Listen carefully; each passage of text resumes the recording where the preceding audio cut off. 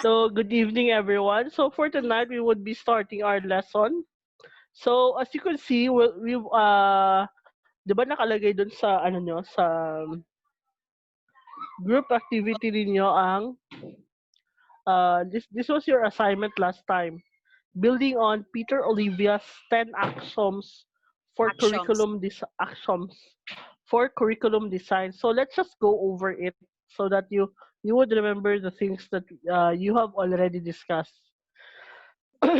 So, number one, it should be what? The curriculum change is inevitable, necessary, and desirable. Earlier, it, earlier it was stated that one character of curriculum it's what? It should be always dynamic. Dynamic, what do you mean by dynamic? Ibig sabihin, it is Strong. opted for changeable, and it should be what? Relevant to the time. So as you can see, change is always inevitable. Hindi natin inaasahan. But it should always be necessary and desirable. So kayo na bahala dyan ha, kasi assignment nyo man yan. Excuse, Next, ma'am. yes? Pag ano siya, ma'am, ang mga ginahamba nilang outdated. Outdated siya, kaya hindi ta ready nga gin-implement na nila nga curriculum. No, kaya nga, hindi ito outdated. Updated kita. Ba Ha? outdated but ano? May but. Dito, asang bat? But nga outdated siya kag di ba ulihin na siya na implement. Paano ta maka-ready? Dili. Ano siya, di ba ang curriculum nato is face-to-face, di ba, last year. Yes, ma'am. Pero karon updated kita. Dili ta outdated. Updated ta. Kasi Tuglit nag-ano kita nag-snap ta, nag-change. Ikaw ang mali, dili ang curriculum na to. mali ang answer ako gani, outdated. Ano ka butang? It should be updated. Kasi nga, pansin nyo, last year is face-to-face siya. Nakaano Yes. talaga. Pero ngayon, di ba, updated tayo kasi ano nangyari sa school? We are one of the first school to implement the Schoology. And everyone, actually lahat ng teachers ready sa Schoology. Ang Yes. estudyante lang talaga hindi. Na-shock ka mo, di ba? Pero in terms of lessons, lahat-lahat po 2 months ahead. Bago, di ba, August 17 tayo nag-start ng klase? Yes, ma'am. June, July pa lang, may nag-meeting na kami sa school. So that's why we are very updated. We are not outdated. So next is curriculum is a product of time.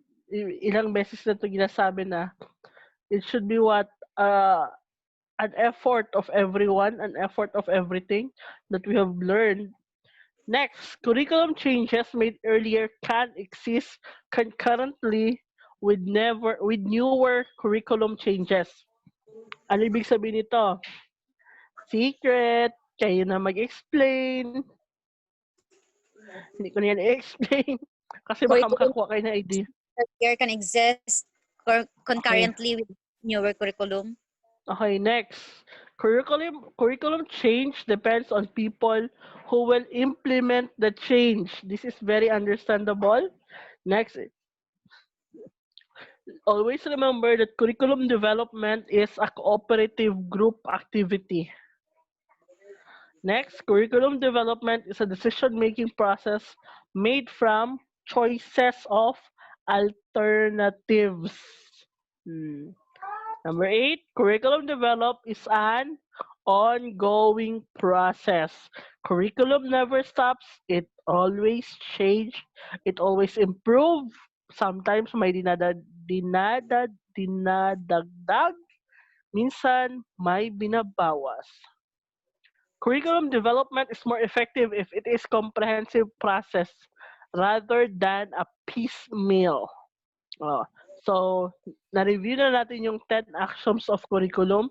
So, number 9, curriculum development is more effective when it follows a systematic process.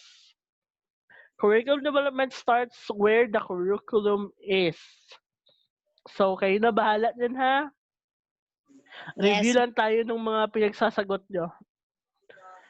So, let us talk about the different elements or components of curriculum. There are many labels or names for curriculum design.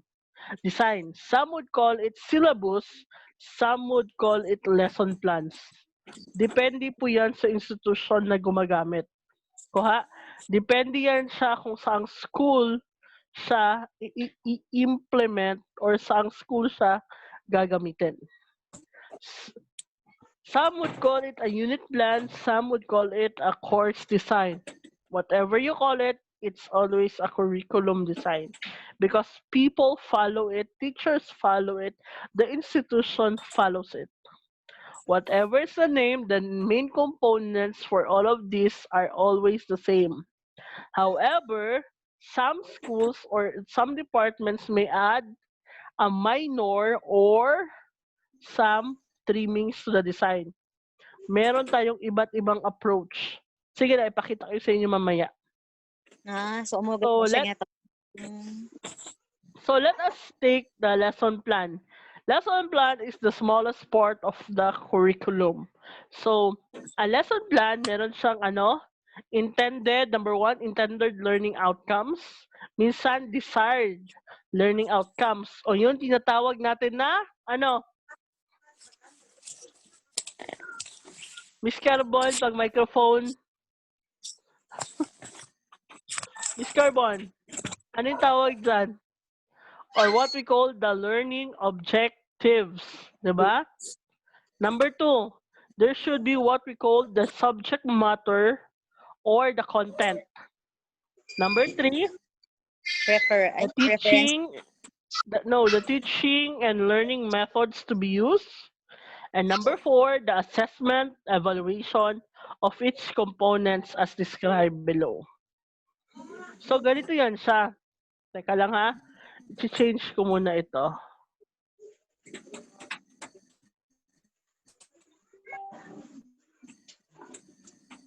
So, let us take your syllabus or what we call your curriculum. Mapapasana all na lang talaga tayo nito palagi. So, for example, nakikita niyo ba sa screen ko? Wala pa siya lang.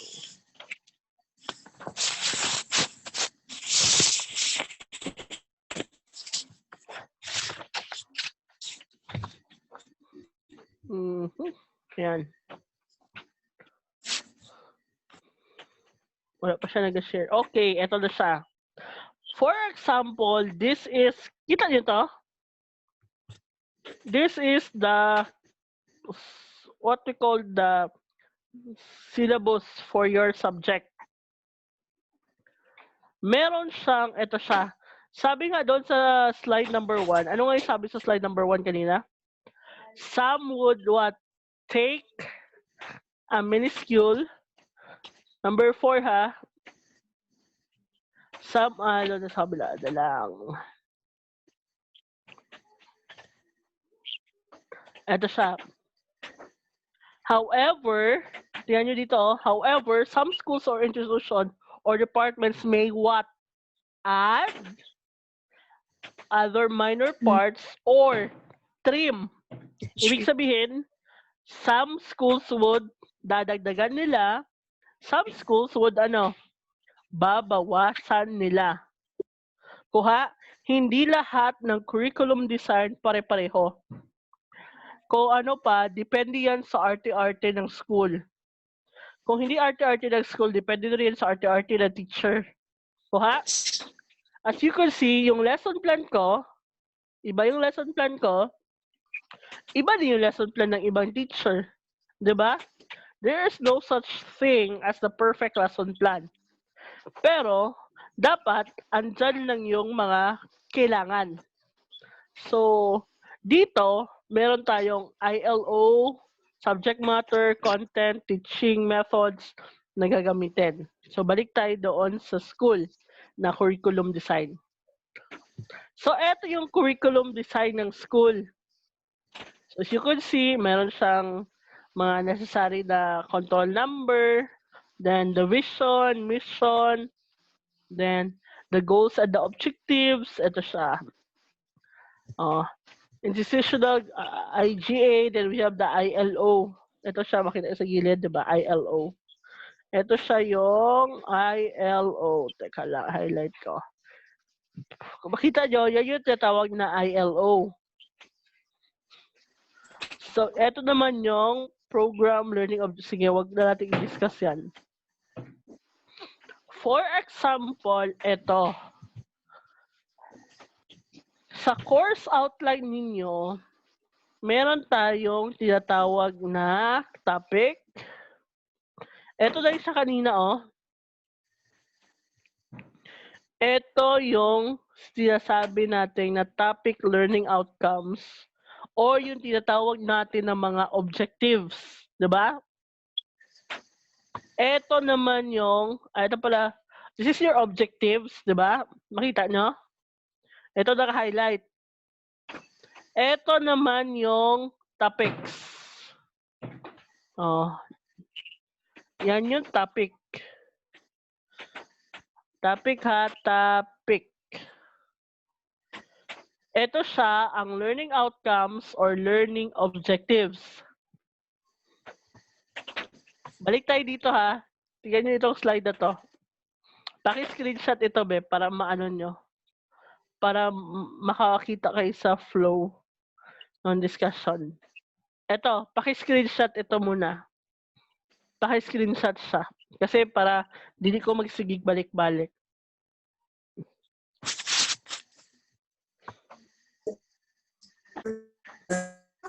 Okay na?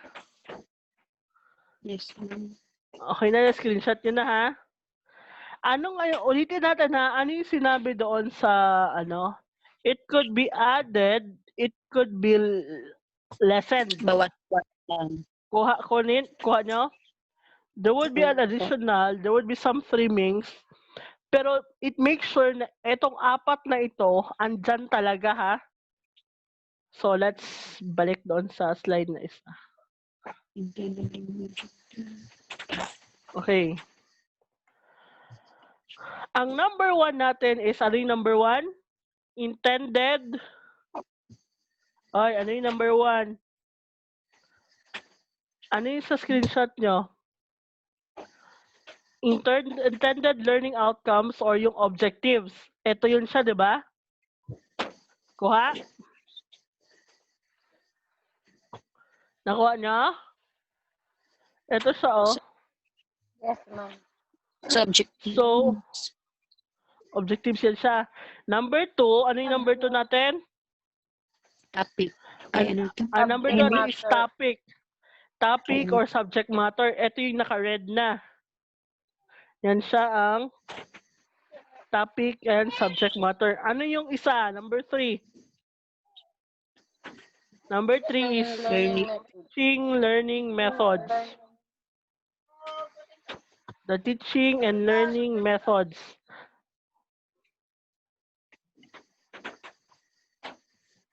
Lang.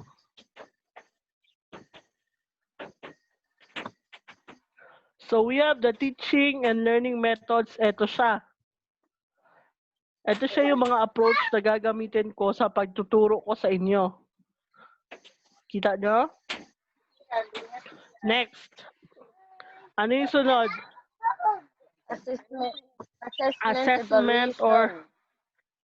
Assessment or evaluation. Ito na siya. Ito siya, assessment activity. Ito siya yung naka-color green. Oh, yan siya, naka-color green. 'Di ba? Kung mapapansin nyo, there should just be the 4 components. 4 lang, 'di ba? Pero nga, mas maganda, for it to be clearer, para mas klaro siya, ginawan siya ng proper arrangement ng school. For example, there would be what we call the timetable. So may ano siya, 'di ba? Kung ilang oras lang siya ituturo. And we have also the course learning outcomes. Kasi, ito siya, your lessons should be congruent or should be parallel to the school's CLO. Ito ang CLO sa taas. Ito yung mga CLOs namin. Sige lang, hindi tayo dyan. Hindi natin ito siya masyadong pansinin kasi you would be sa elementary kasing gagamitin natin. So this will be your CLO. Then, what we call the resources. Kuha?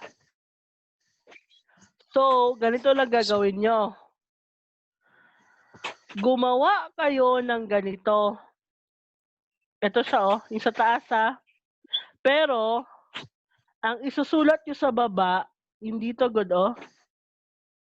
kopyahin nyo lang yung sa DepEd. Kuha?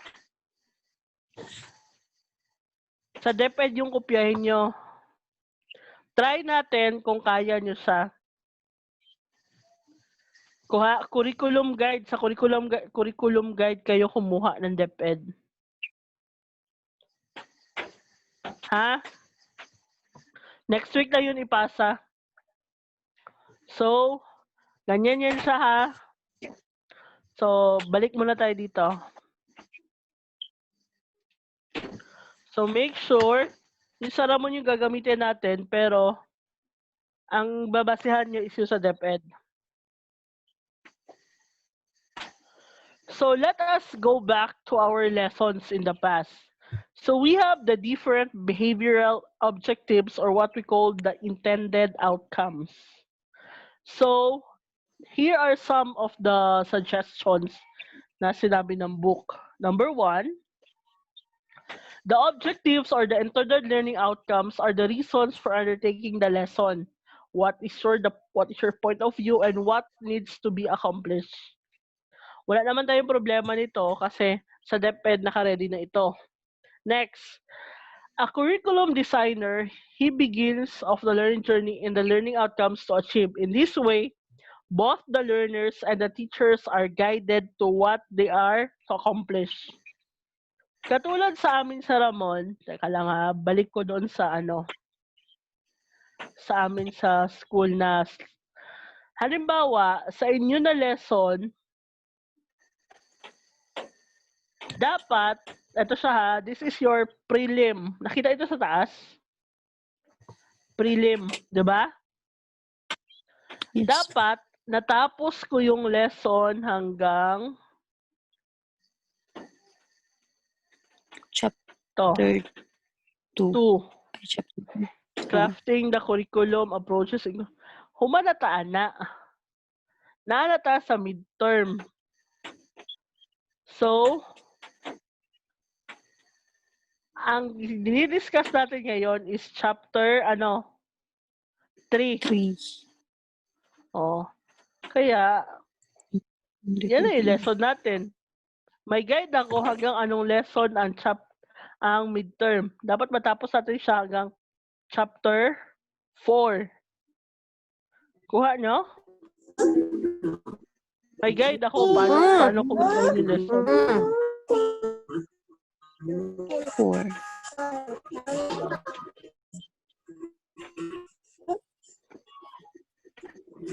Sit work, lesson planning, stakeholder activity, essay, ang dami yung gagawin. So that's why, hindi kayo magreklamo kung madaming activity yung pinapagawa yung teacher kasi nasa curriculum design yan sa. See, wala tayong magagawa kasi nasa curriculum design siya.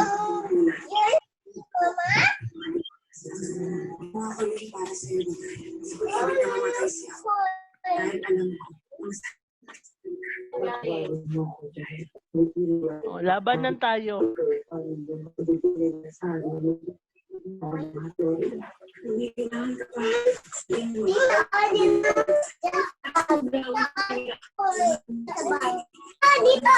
So, yung nag-ayaw-yaw.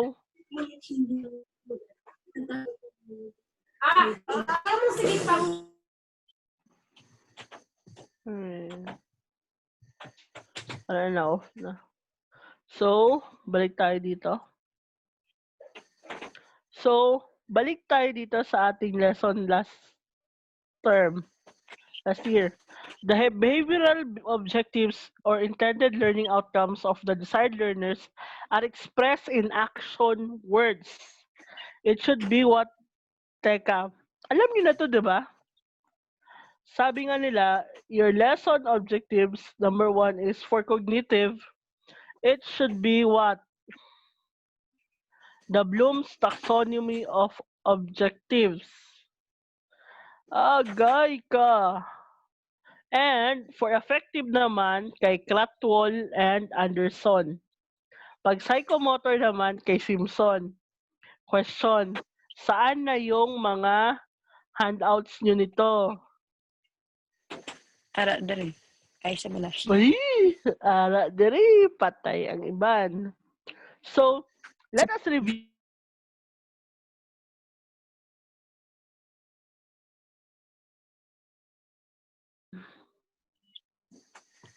parts of the Bloom's taxonomy today. Kita niyo yan? Opo. Makita niyo ba?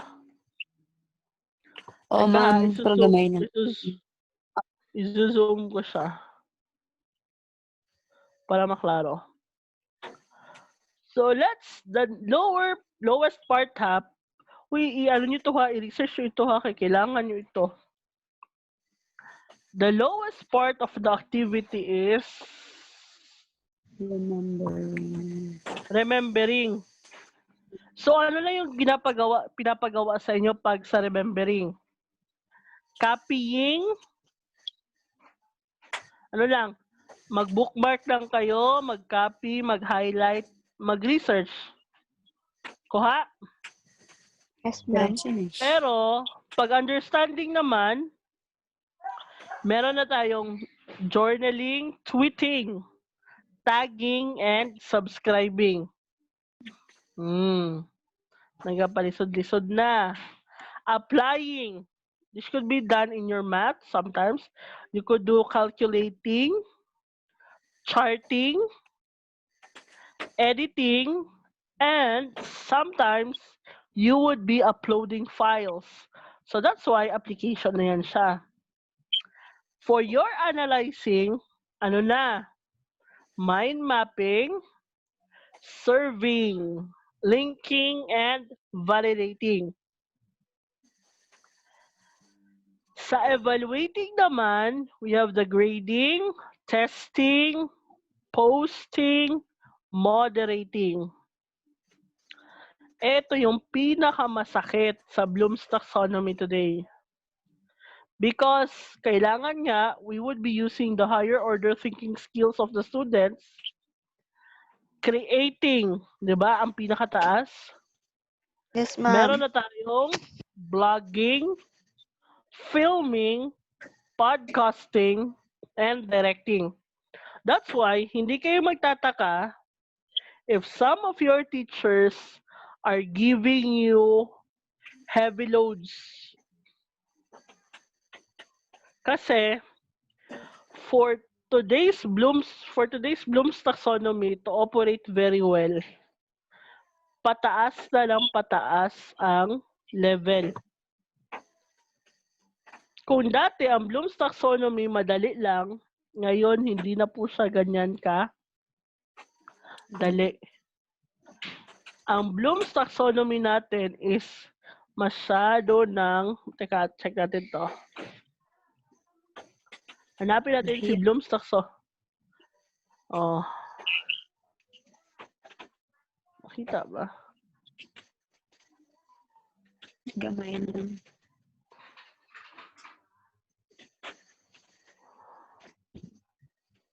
Ito, kopyahin ko muna to.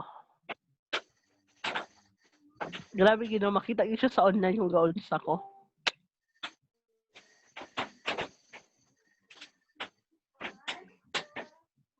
So, let's, ano na lang.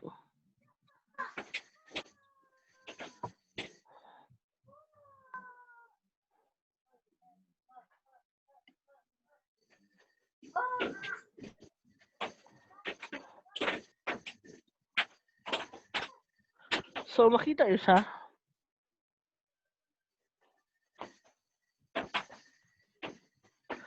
Sa past, ang remembering natin, anong ginagawa lang sa remembering? List, find, name, identify, locate, describe, memorize, define. Kuha niya? Yes, ma'am. Yan lang yung remembering natin dati. Before we have the new normal. Ngayon, wait. Ang remembering natin, dapat, marunong kayong mag-bookmark from the internet. Do you know how to bookmark from the internet? Next, you should know how to copy-paste. Next, highlighting a text, then searching a text. Oh, good luck sa to, ah. Next, sa remembering, meron naman tayong understanding. Understand or making sense out of the information. Ano yung ito yung Bloom's taxonomy na pasa. We interpret a certain text, we summarize a certain text, we explain, we infer, we paraphrase, we discuss. Kuha? Pero, sa bagong Bloom's taxonomy, sa understanding natin, ano yung dapat natin gawin? Number 1, marunong na tayong mag-journal. O yung tinatawag na WordPress. Hopefully, marunong kayong mag-WordPress. Number 2, marunong na kayong mag-tweet. Question, marunong ba kayong mag-tweet? Baka mambash lang sa Facebook ang alam nyo. Number 3, tagging. How are you good in tagging? Number 4, subscription. Okay lang to, kaya to. Diba? Next, balik tayo dito sa isa. How about the applying? When we apply, we need to use a diagram, make a chart, draw, apply, solve, or calculate. Diba? Sa applying. Pero sa bagong Bloom's taxonomy, ano na ang applying natin? Our applying should be number 1, marunong kayo mag-calculate. Andyan pa rin siya. Next, charting. Charting, not just drawing it on a Manila paper, but charting na gamit ang computer. And also editing. Tandaan nyo ha, ito sa lahat ay ginagamitan ng computer or any online application. And the highest part of applying is, you should know how to upload. Question, marunong ba kayo mag-upload ng videos? On all media platforms, ha? On all media platforms. Media platforms. Yes, ma'am. All. Hopefully all. Hindi Balik all. tayo dito sa hindi tayo all. Sana all tayo. Okay. The next one would be, eto siya. Evaluating. Wait. Nawala siya. Baway.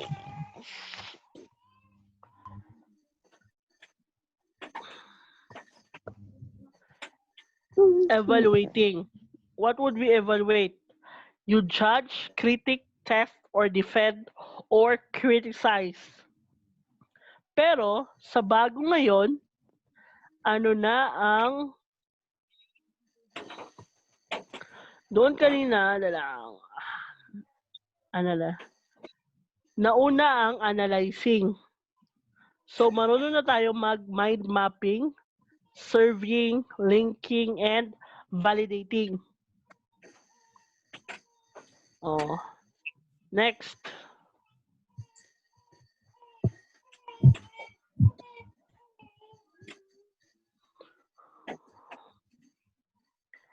Then, yung isa is analyzing. Pero dito, ano ang masakit dito? Kasi dito ang pinaka-last niya na is Dapat creating. Use the information to create something. You design, you build, you plan, you construct, you produce. Kuha nyo, i-invent. Pero sa bagong Bloom's taxonomy, iba. You need to know how to what? To blog, to film, podcast, and to direct. Question, kaya ba natin to? Vlog lang, ma'am. Blog, film, Yeah, sure. gaano natin to kakaya? Hopefully, hindi mo natin gagawin to sa subject ko kasi hindi naman natin talaga kailangan siyang gawin. Kasi this is curriculum design. But within that curriculum design, dapat alam natin kung as future educators, alam natin kung paano gawin to.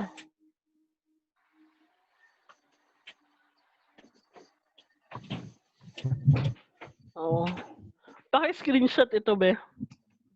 Or download nyo na lang to, ha. Bloom's Taxonomy before COVID-19 and Bloom's Taxonomy after COVID-19.